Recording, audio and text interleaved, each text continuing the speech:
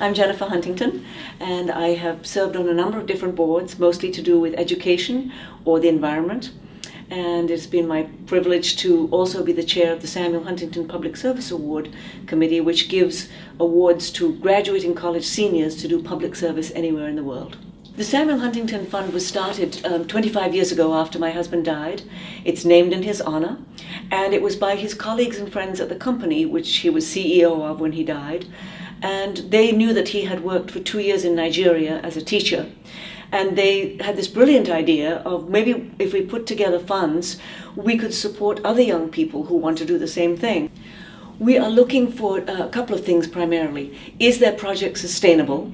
In other words, we are thinking about the people who make gifts to our foundation, and we want to be able to tell them that we gave this person $15,000, and the return on their investment, if you like, is this in terms of the number of people they reach, the number of things that maternal health care packets they were able to give out, or students being able to come to school, whatever that is. So that we're looking for sustainability, and we're also looking for entrepreneurial initiative.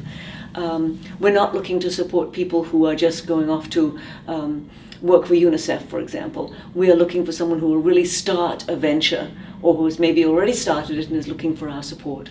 I think that some of the people we've given awards to have already visited some of these countries, and they have found that they're viewed as Americans and therefore obviously rich, and the young people with whom they're working say, will you pay for this? Can you give me this? And it's always give, give, give.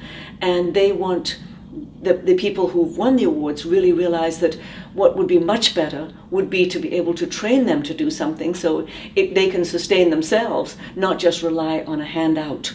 So it would be a hand up as well. It's like that old adage, give a man a fish he can eat for a day, and teach him to fish and he can eat for a lifetime. We are one of the only foundations that will give awards to non-US citizens. So probably I think over the 25 years we've been operating and we've given 50 awards. We have probably given to 4 or 5 people who have not been US citizens. They've gone back to their native countries. I'm thinking about Kenya, Afghanistan, Bhutan, Liberia, and because they know the territory and they know what they want to do, and they've been very convincing in their life stories. But I would also emphasize that while I've mentioned foreign countries, 50% of those 50 awards have been within this country.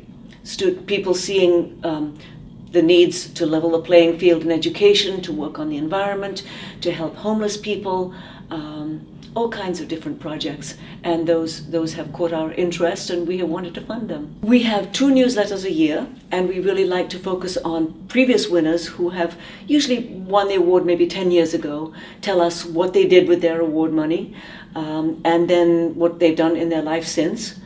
And then we also, once a year, we highlight this year's winners. So we say thank you to our donors who have made it possible for these 3 young people to go to, for instance, this past year, Liberia, Tanzania, and Dallas, Texas, or Detroit, Michigan, whatever it is, to do. And then there's a picture of them with a little blurb about what they're going to do. Return on our investment in these young people is both emotionally gratifying and also financially very rewarding.